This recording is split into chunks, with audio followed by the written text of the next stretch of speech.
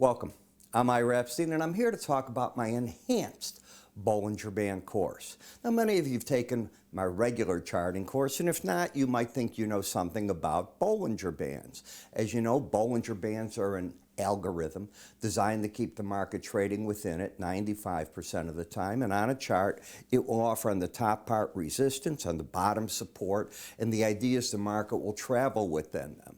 We know that sometimes it latches onto that band, goes up or goes down. Well, how do you play with that? Can you pyramid the positions off that type of thinking?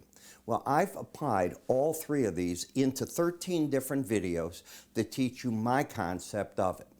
And from that concept, you're able to work with weekly charts and/or daily charts. The 13 videos, each about 7 minutes long. The idea here is not to put you in school forever, but to teach.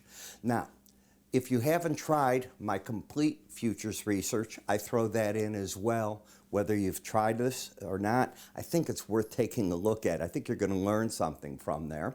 That research, by the way, covers twice daily market updates for you and access to what I call window envelope numbers, which I think are very important when looking at these Bollinger Bands. The next part is a trial to our charting software so you can make your charts look the same way that mine do. It's that simple.